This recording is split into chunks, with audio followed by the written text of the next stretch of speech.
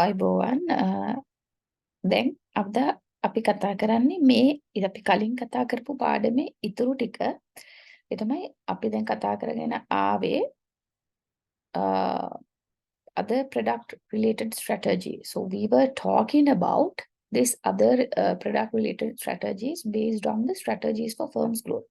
So what we are going to discuss today is about from we discussed new product development.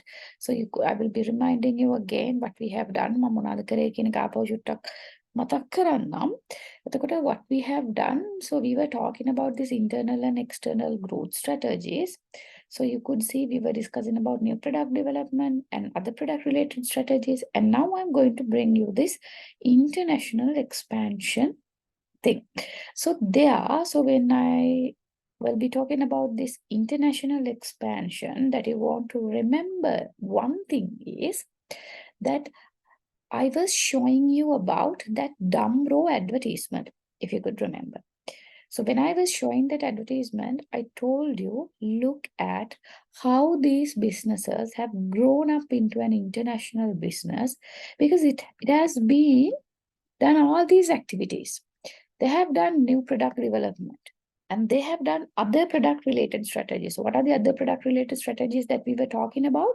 Improving an existing product, increasing market penetration, extending product lines, and geographic expansion. So you could see and you could experience how they have been improving the existing products.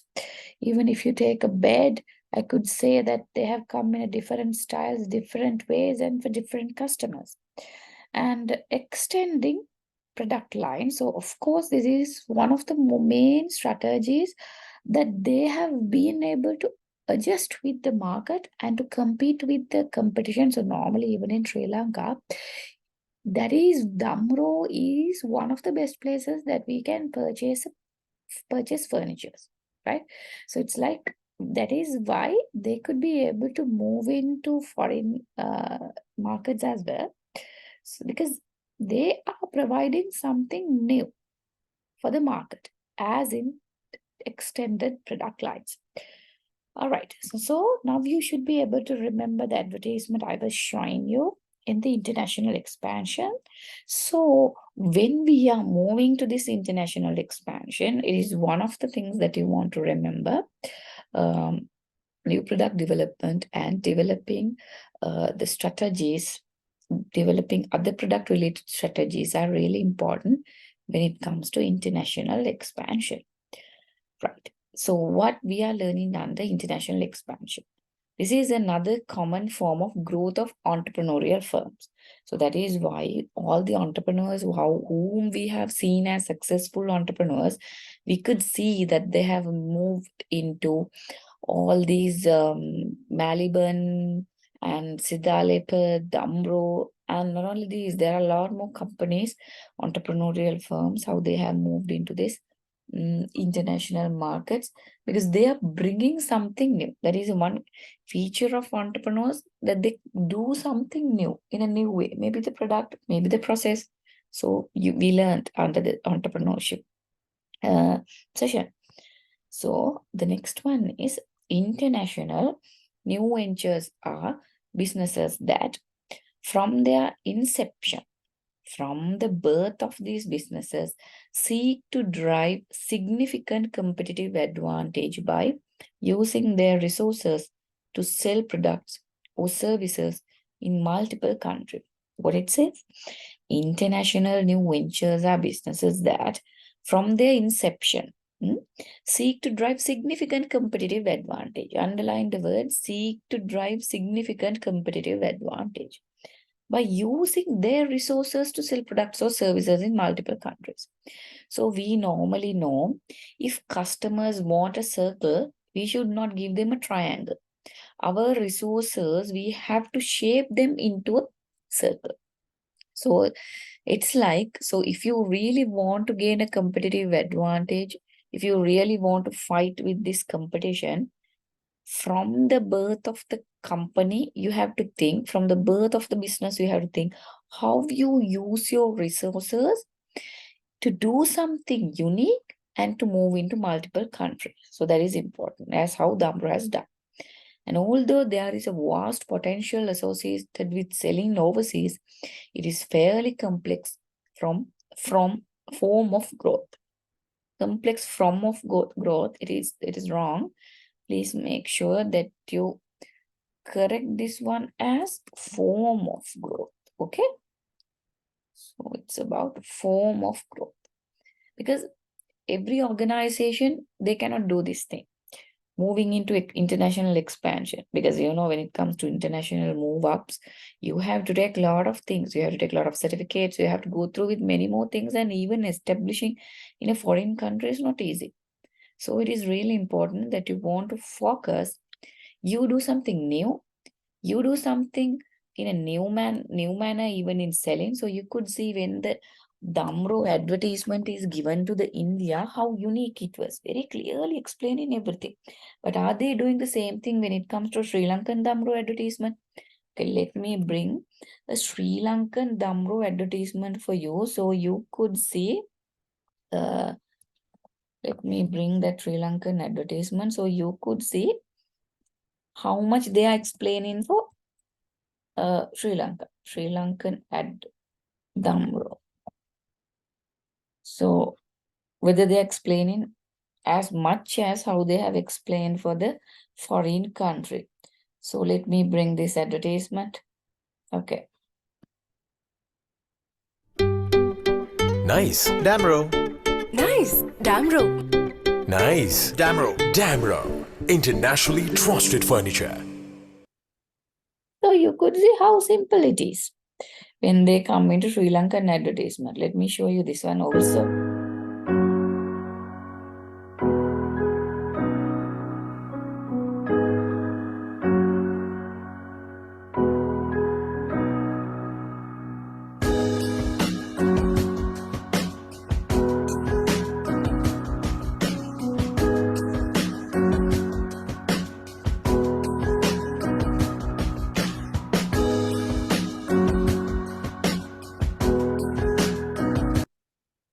It's not Damro, right? I will be showing you a Damro advertisement. Nice. Damro. Right. So you could see very simply they're explaining these Damro advertisements. So let me bring you this advertisement. Damro advertisement. See whether they are introducing. යශෝදා හරිම සතුටකින් මතක පොතද පෙරලන්නේ. සොඳුරු සෙමරුම් මගේ සැබෑවූ සතුටු සිහිනේ ගත සිත සනසන සුව පහසුව දෙන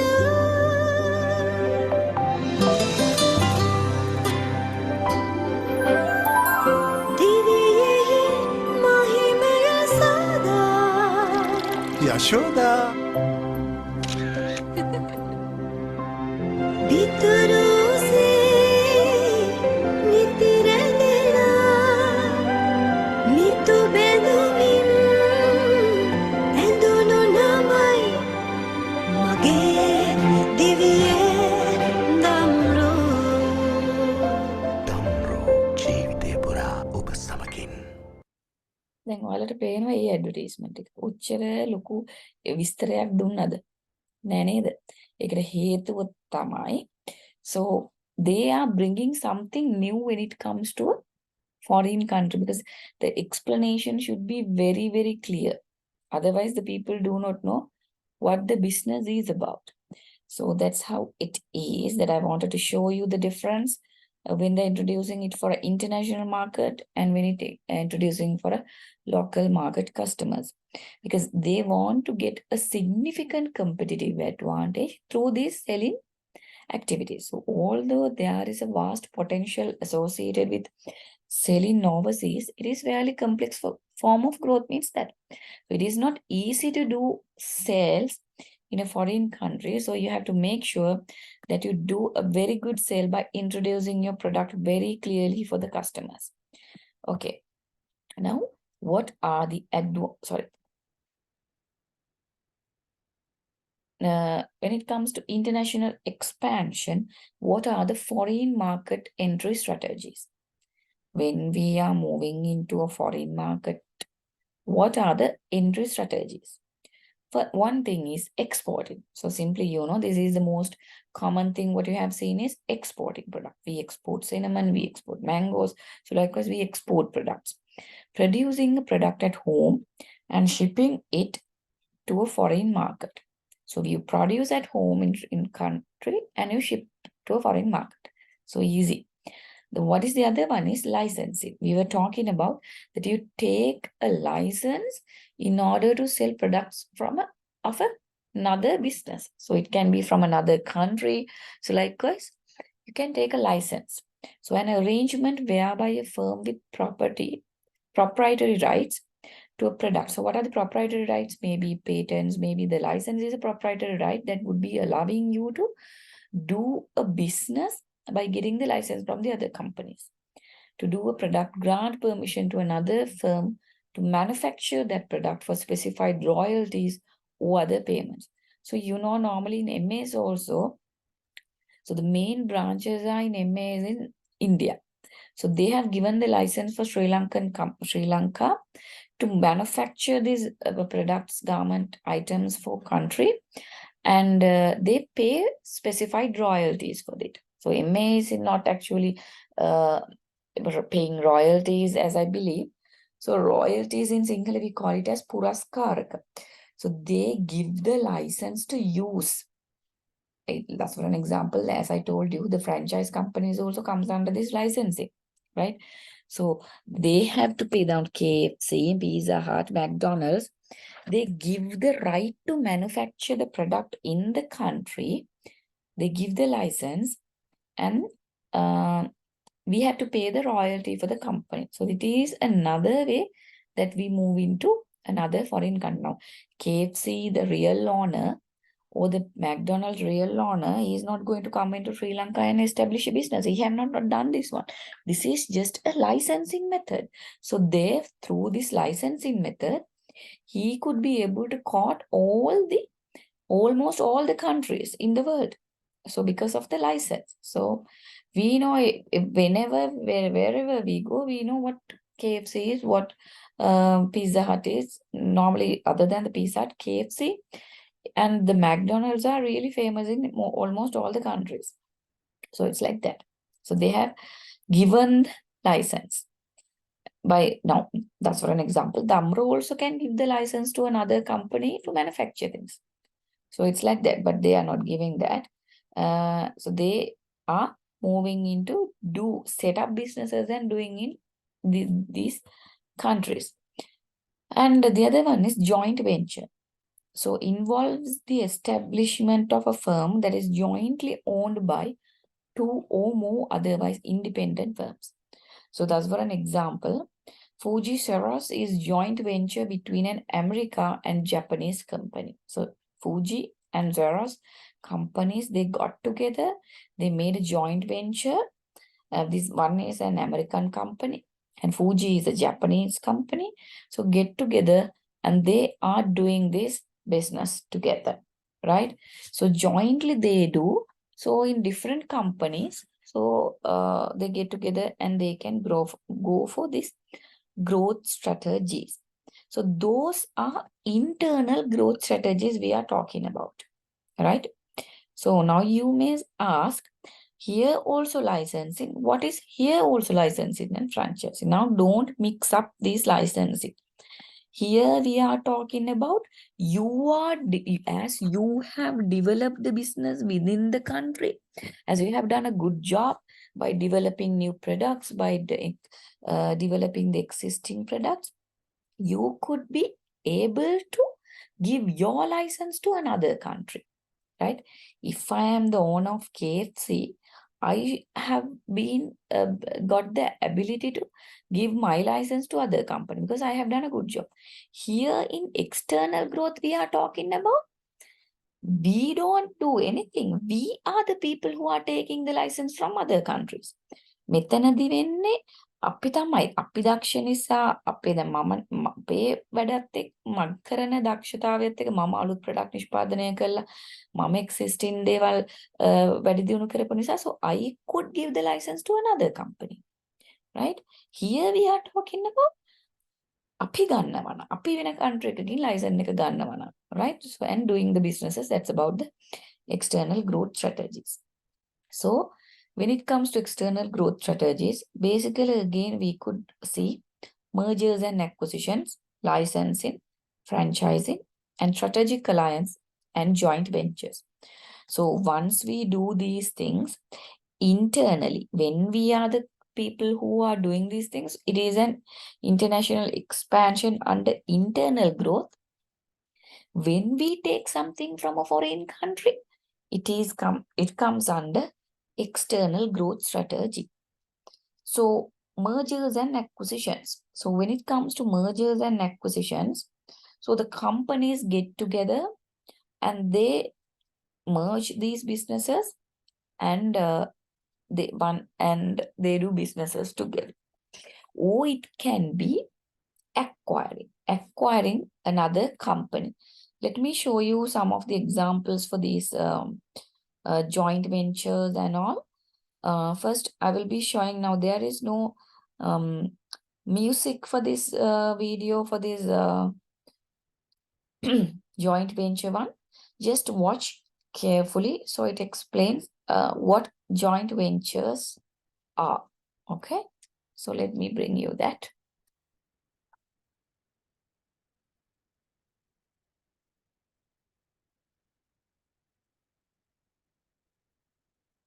so here this video doesn't have any sound so what is a joint venture that we are talking about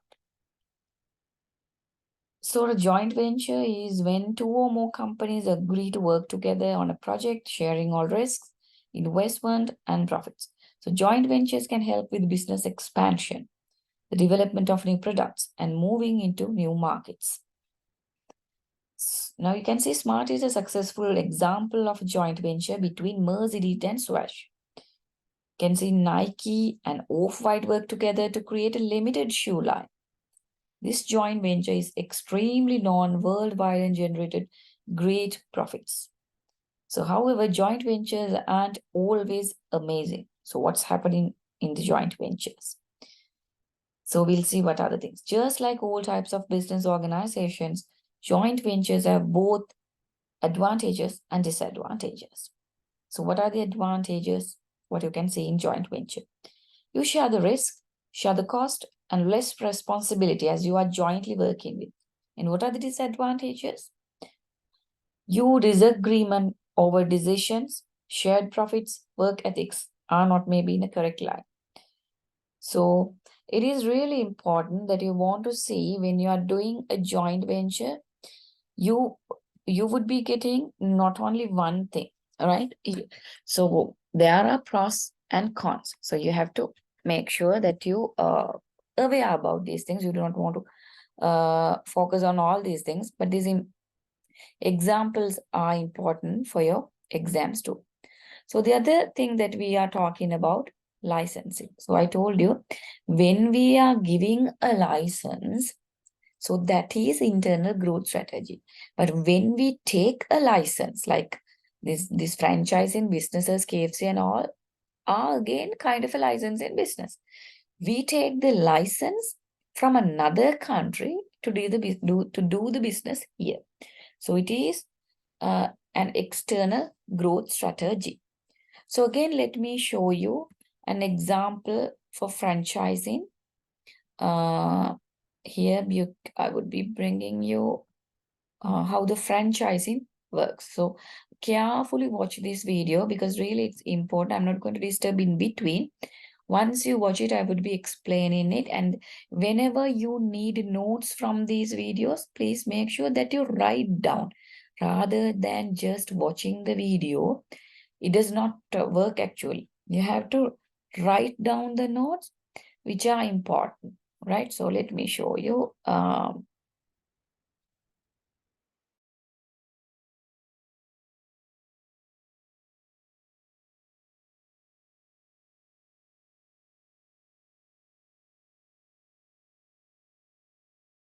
A franchise is a way of doing business that involves a franchisor and franchisee.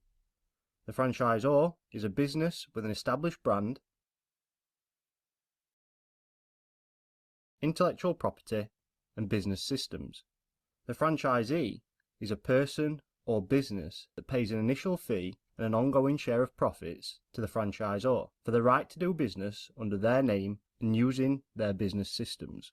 Instead of having to build your own business from scratch, the main benefit of purchasing a franchise is that you can utilize the reputation of the franchisor along with tried and tested business processes, recognized branding, and a solid customer base. Starbucks, Subway, and Skechers are all examples of successful franchises.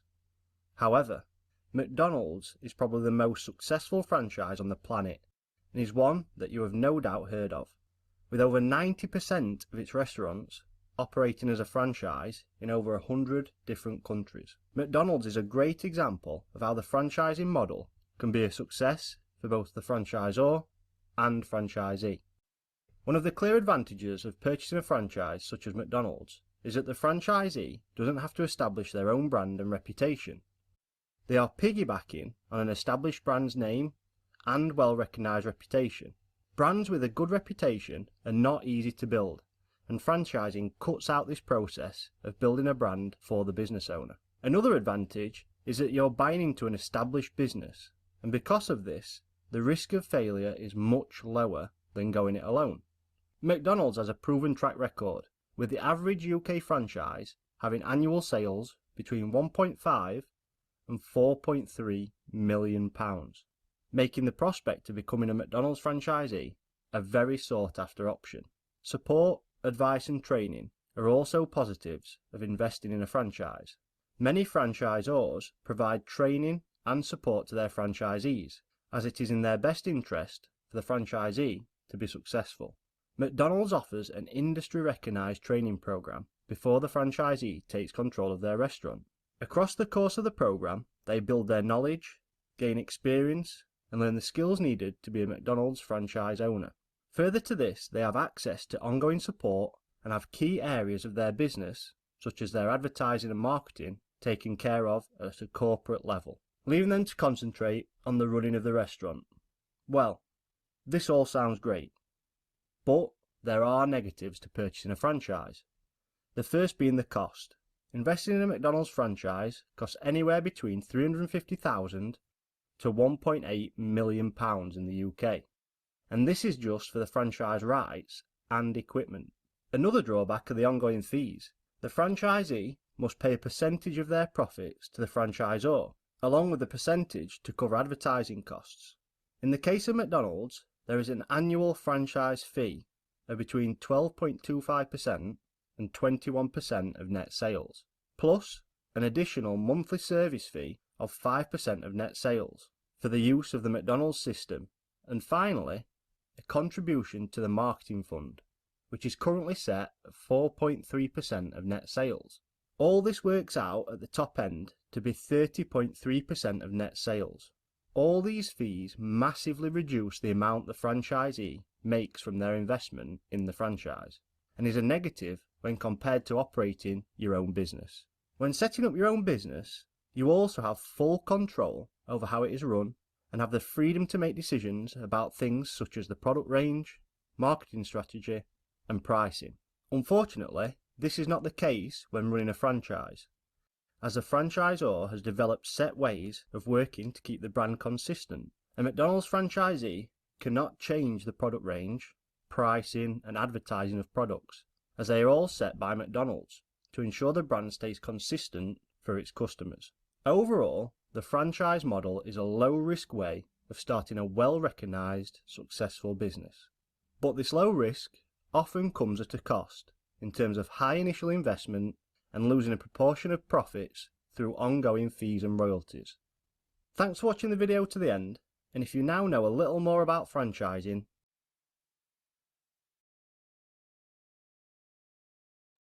So now you could see when it comes to franchising, the video was very clear and the example was taken from McDonald's. So you could see it's very, very clear that they are showing how the McDonald's works when it comes to franchising businesses. Right. Now, let me bring you, I'll be showing about the strategic alliances later when I we'll be talking about the strategic alliances. So strategic alliances is about what? It is about that you come into two different businesses. I told you this one once also. You come into two different businesses and you jointly work together to get the achievement of all businesses goals and objectives. So we will be moving into the advantages and disadvantages of external growth strategy. So what are the advantages moving into external growth strategies? So as per the video also explained, you could see very clearly one of the biggest advantages, you reduce the competition. Now there is no one is going to fight with KFC, right? How many crispy chicken outlets are there? You may not be able to beat to the KFC. So McDonald's. So likewise, they do have unique products. They do have these rights proprietorships. So it leads to reduce the competition. So you do not want to worry on this one, right? And gaining access to proprietary products or services. So that's what I was talking about. And this is a proprietary product. So you get it for access. So it is not easy actually to get a kind of a proprietary access for these products. So especially like McDonald's and very popular things. And gaining access to new products and markets. So you would be able to gain access to new products and new markets because you know that you do have a very unique customers and you can expand these customers, right? Even a foreigner comes, definitely he knows what could be the taste of McDonald's. So we also, when we go for foreign countries, the only place that we can go without any doubt about the taste, like, so that is McDonald's, KFC, and these kind of businesses. So the other thing is obtaining access to technical expertise. So, when it now the video also itself, it says they have set standards. So you cannot go beyond these set standards. You have to adhere for the set standards. And they give the technical expertise on how to do. We call it as know-how. කොහොමද කරන්න කියන එකේ knowledge එක දෙනවා. So know-how. How to cook this one, how to make this one, how to do things. So this technical expertise is really important for an organization once they into growth. So most of the organizations, most of the entrepreneurial ventures, why they fall off? Because they do not know how technology. So it's really important that you want to know about how the businesses are done through this know-how, technical expertise. And gaining access to an established brand name. So what do you mean by gaining access to an established brand name? So you could see very clearly, we do not want to fight for brand names. We do not want to try harder and harder to create a good brand name. So even when it comes to Siddha, Lep and Baliban, you could see how hard they were earning this one. Whole life.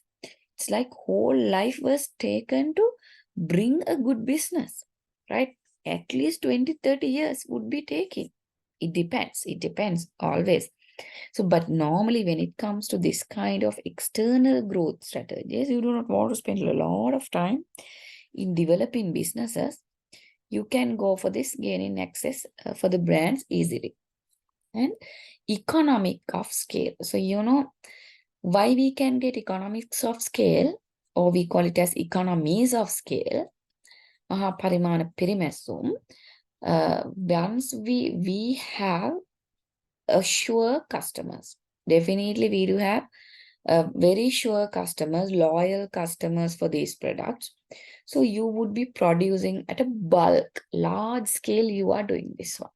So the cost you can take into a lower cost.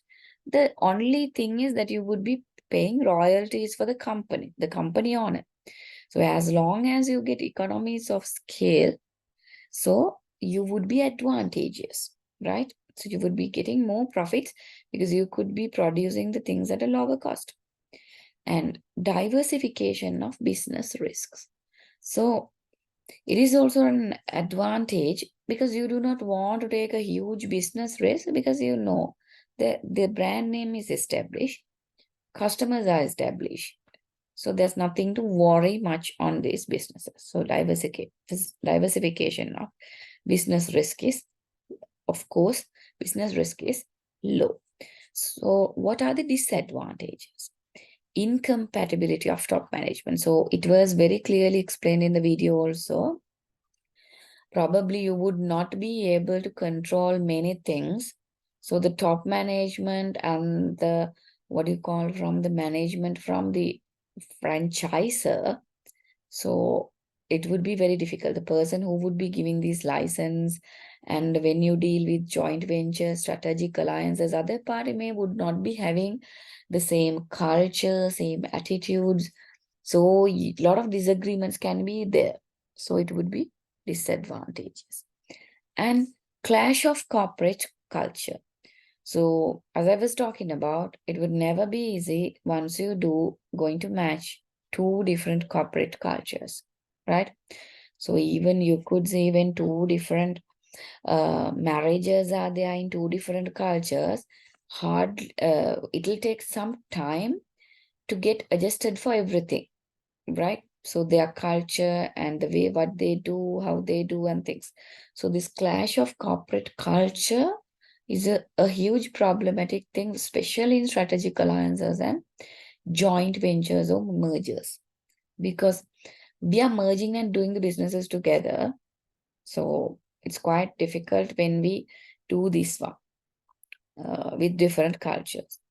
And operational problems. So what are the operational problems that you would be seeing up with while you are doing your operations? Every time the other business will poke in. So make a behema karana bෑ, අර එහෙම කරන්න බෑ. So they will be giving a lot of instructions. The control is not in your hand. So it would be difficult again.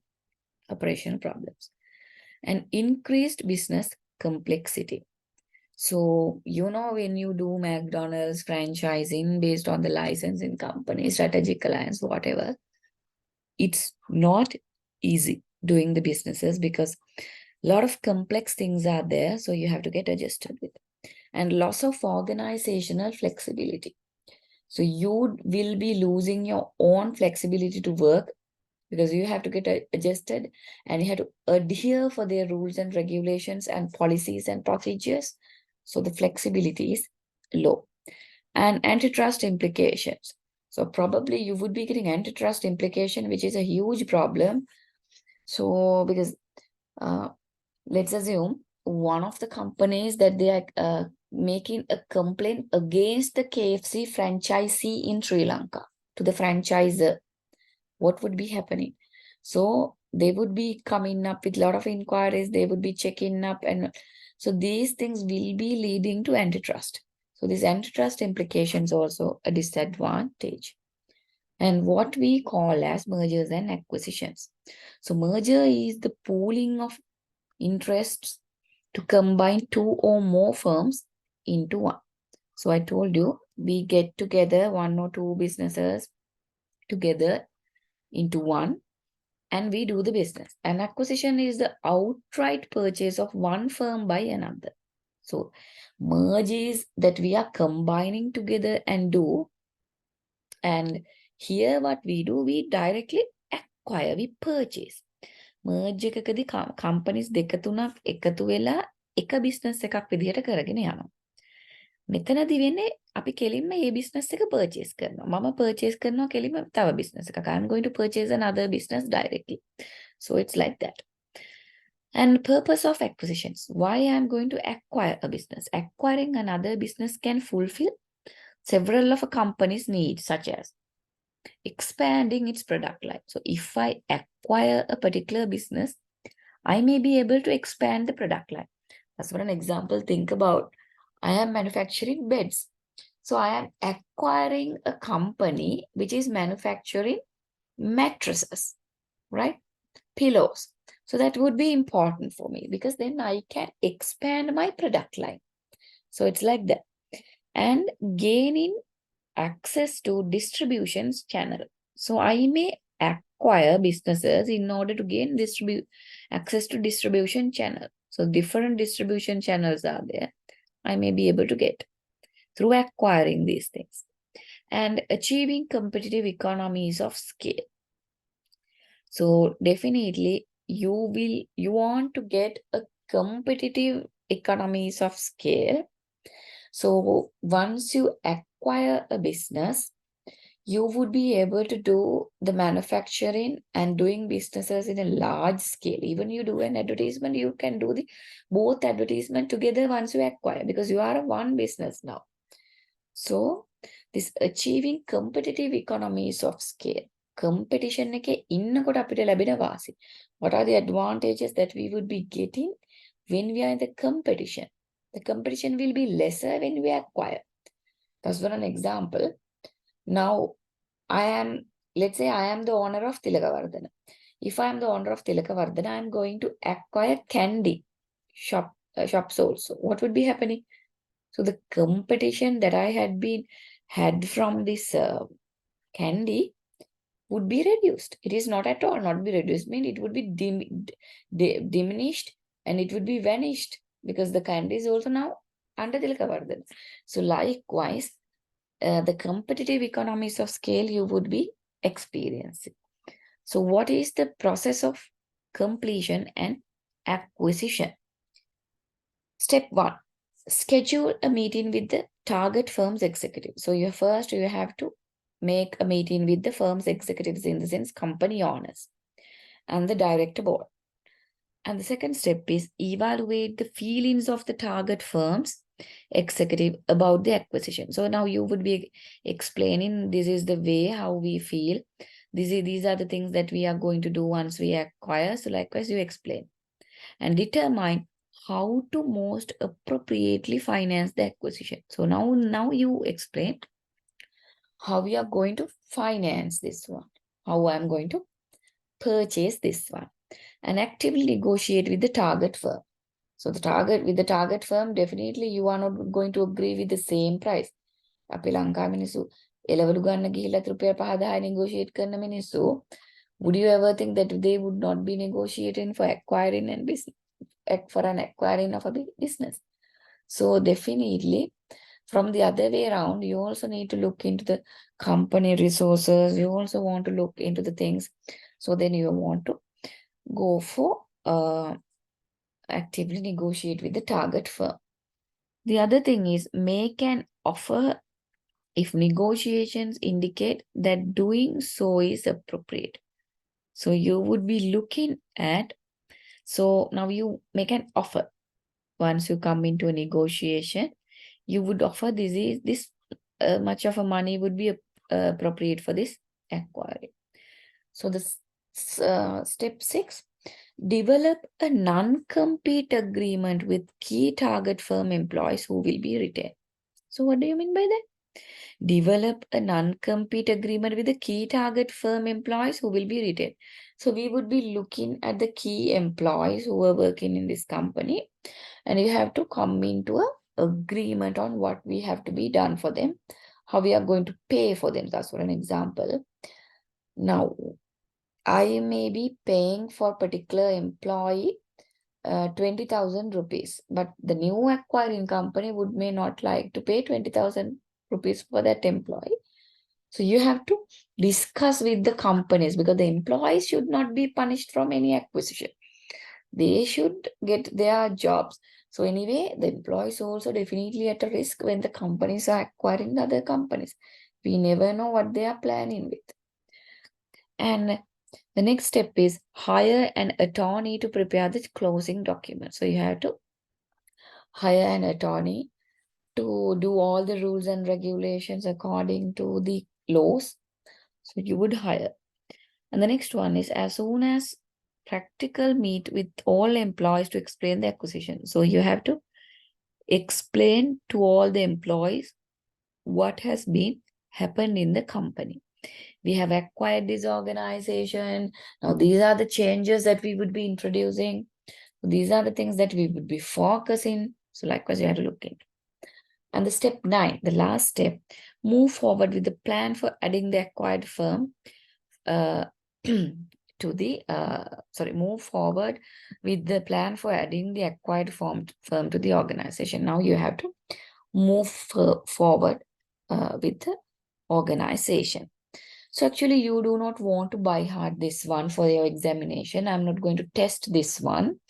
But when we teach this one, we teach all these processes and all, because it's important for your practical life. Now these days, we are seeing most of the people, they are into developing new products and introducing a new entrepreneurial ventures, or maybe acquiring the businesses. So then you should know, when you are into an acquiring of a business, what should be the process. So that is why I taught you the process, but I will not be testing this one at the examination. So licensing. Licensing, the granting of permission by company to another company to use a specific form of its intellectual property under clearly defined condition. So I was talking about this licensing earlier also. When you want to introduce a new business to another company, license is important, because you can clearly show them what we are expecting, and and delivering the proprietorship for the company. So this company would be able to get the license and work as per the instructions from the company who has given the license. And next, virtually any intellectual property a company owns that is protected by a patent, trademark, or copyright can be licensed to a third party. So you can see, I can give a license about for patent. That's an example. Let's assume I got a technology. I developed a new technology that the patent right is with me. I give this license to another company to use this technology. Maybe the trademark, maybe the copyright that I have got. So that's called licensing. So the licensing agreement, the terms of a license are spelled out by a licensing agreement. So mostly license is done in these technological things. Once a technology is found, it's found by a company, you would be giving the license to another company to use the technology, because it's not easy to bring a new technology, right? So therefore, it is another way that you are into this business. Strategic alliances. So strategic alliances is a partnership between two or more firms developed to achieve a specific goal. So I was teaching you this one before also. So we are coming to a partnership so that both companies will be achieving their specific goals. I told you this one.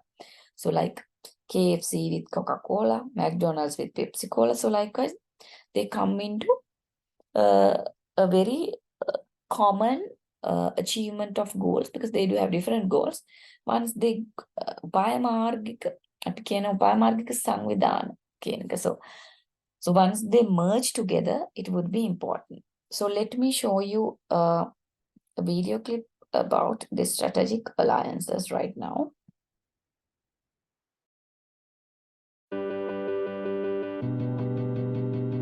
In 2007, Artevelde University College started the construction of strategic alliances in several partner countries. The main objective? Constructing a network. A network between Artevelde University College Ghent and its regional partners with educational institutions, internship organizations and authorities. And no, not just within our own little country, but worldwide beyond Europe's borders. Can't quite picture it, Well, by developing international relations, all parties will soon be able to benefit from this collaboration. Mutual student and staff mobility, joint programs, collaboration in research and services, and benchmarking for departments and offices. Okay, That's all very well, but how is this achieved? At the moment, strategic alliances exist in several countries. Every year, Artevelde University College Ghent sends a strategic agent to every one of these countries on a mission to further expand the existing network. This agent brings with him actual questions from diverse departments and offices, but also include requests from regional partners in the program. The strategic agent is the contact person between the home base and partner country. He is always on the lookout to find new opportunities that may reinforce the network. Every year, Artevelde University College Ghent also gives one staff member the opportunity to accompany one of the strategic agents. This way, specific questions of departments and offices can be thoroughly explored on the spot. And the internal support for the strategic alliances increases. The power of strategic alliances is in the interdisciplinary networks. Now don't worry, I'll explain. The agents connect the local networks with international partners, both from the professional field and higher education. Their focus is on innovation projects within education, research, and services. We all benefit from this. Artevelde University College, the city of Ghent, the province of East Flanders, and definitely the partners and regions in the alliance countries. You see, the strategic alliances fit perfectly into the educational concept of Artevelde University College Ghent, in which development, internationalization, and a sustainable, future-oriented collaboration play a central role.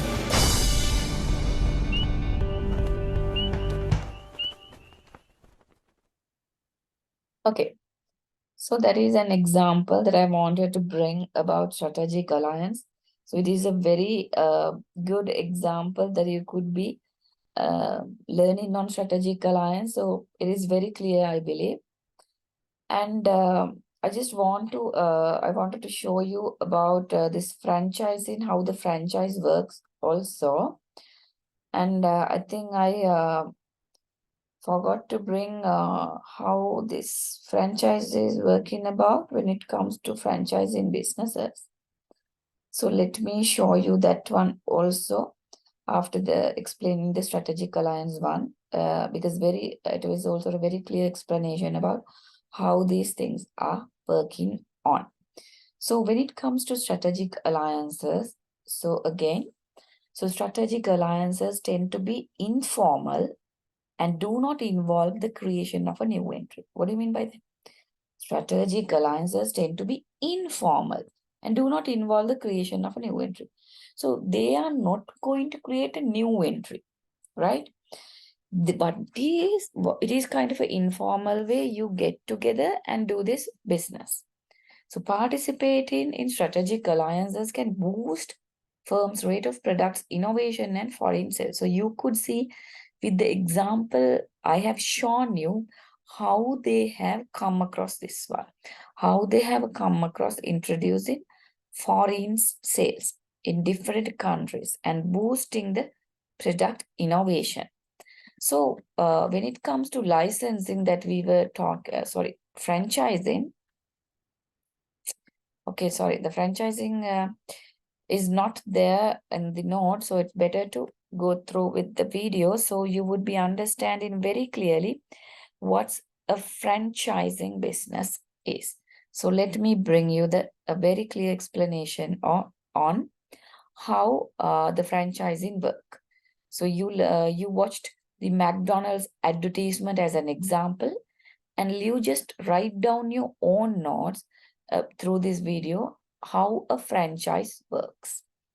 How does franchising work? Franchising is a way for individuals to invest in an existing business model and gain a competitive advantage operating their own business. The business owner or franchisor licenses to franchisees the right to operate a business or to distribute goods or services for a specific period of time.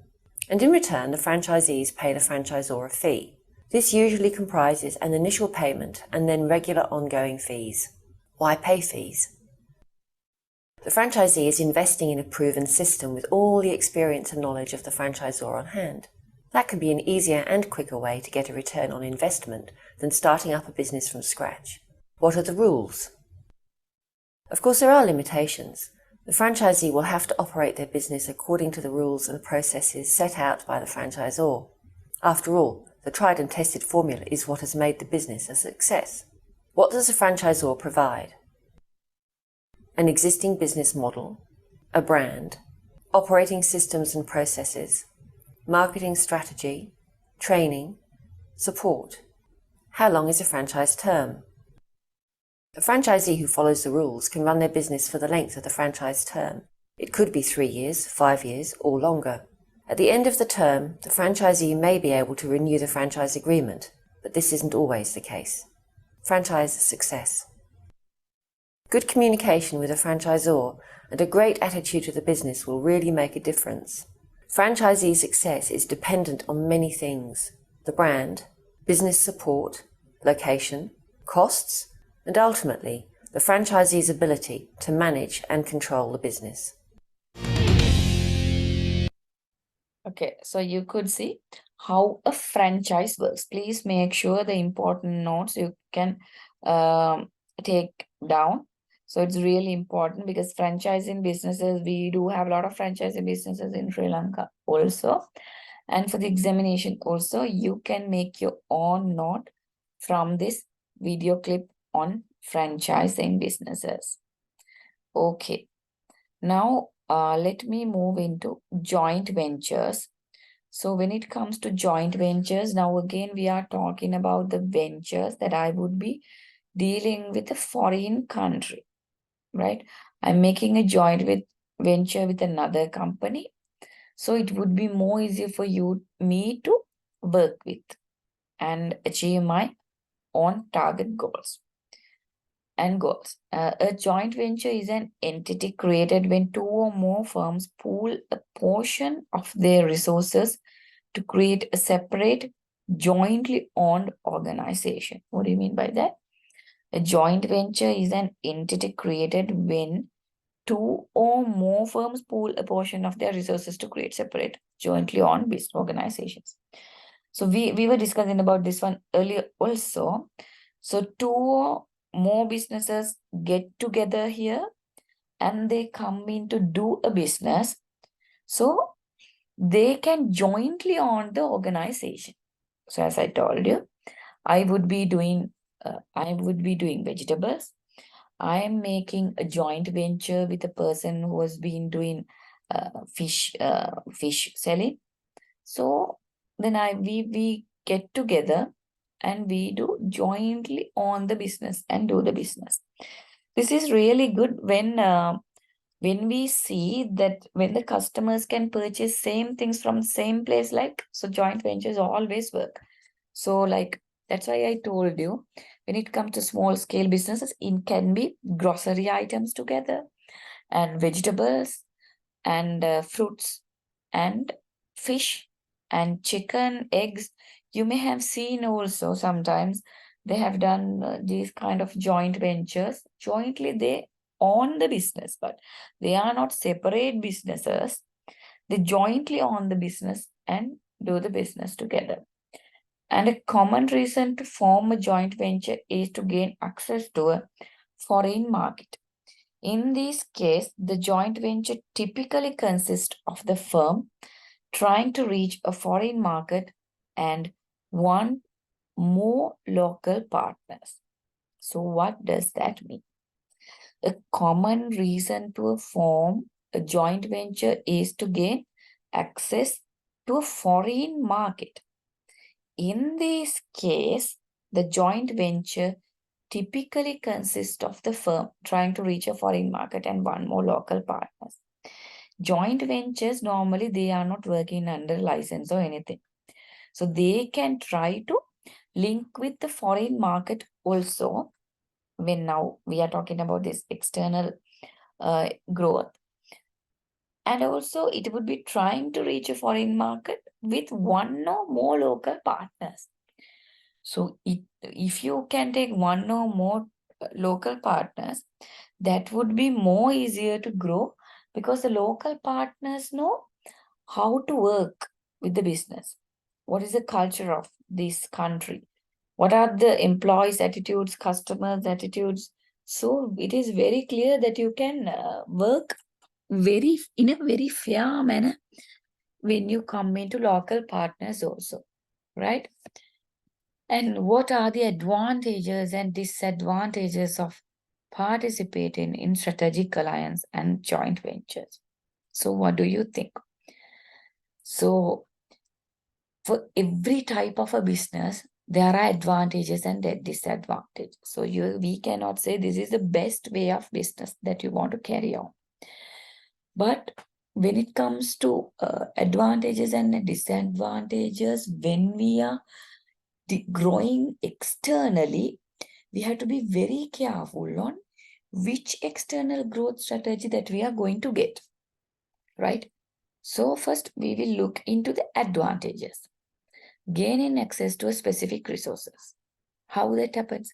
When we do joint ventures or when we do strategic alliances, we get that company's resources also to work with, right? Skillful employees. So now think about when we do McDonald's, when the McDonald's link with the Pepsi, so they get the skillful employee services and the resources. So these are important. And economies of scale, right? So when you do strategic alliances and joint ventures, definitely you would be expecting a lot of customers, because for two different businesses, two different customers are coming and they are purchasing from these businesses. Now, once this is coming under one business, so it would be giving you a lot of economies of scale. You can see joint ventures to create a separate jointly owned organization. It is a separate but jointly owned business. So therefore, the customers who have used to go to the other business and to this business, both customers would be coming to your business. So it would be advantageous. And risk and cost sharing. So risk and cost sharing is also an advantage, because every organization's huge challenge is risk and cost sharing. So most of the companies even collapse because of this problem, that the companies, once they are not in a position to share the risk and cost, so it would be a problem, right? And gaining access to a foreign market. So you would be able to gain for a foreign market, because you can have a joint venture from a foreign partner. As we did, local partners we can get. Even for a strategic alliance is same. We would be able to get a local partners. So that would be leading to go for foreign countries and learning. We will be getting a very good learning. We would be able to learn different cultures, different skills, different know-how. So we can adjust this to our business, adhere into our business. So you can make sure that your organization is successful. And speed to market. Giving the products to a market is very speedy, because we are jointly working. We have joint resources. We have skillful employees from both companies and all. And we can learn about the market also, because both companies are working on learning about different markets. So we would be able to speed for market. Neutralizing or blocking competitors. When we stand alone, it's very difficult to fight. But when we stand with two or more people, it is not that much difficult to compete. So even the employee's voice is same. So here also, once we work as a strategic alliance or a joint venture, we can block or neutralize the competitors, because we are strong in the market. What are the disadvantages that we can see? Loss of proprietary information.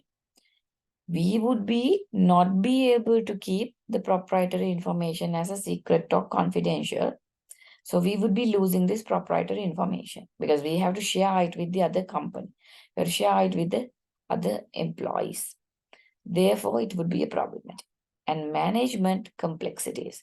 So it is not easy to get come into a conclusion by both parties.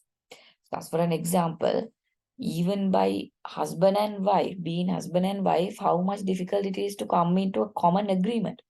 So what do you think about, so once the, what do you think about two different managements, two different cultures, two different subculture? So management complexities, of course, that can be happening.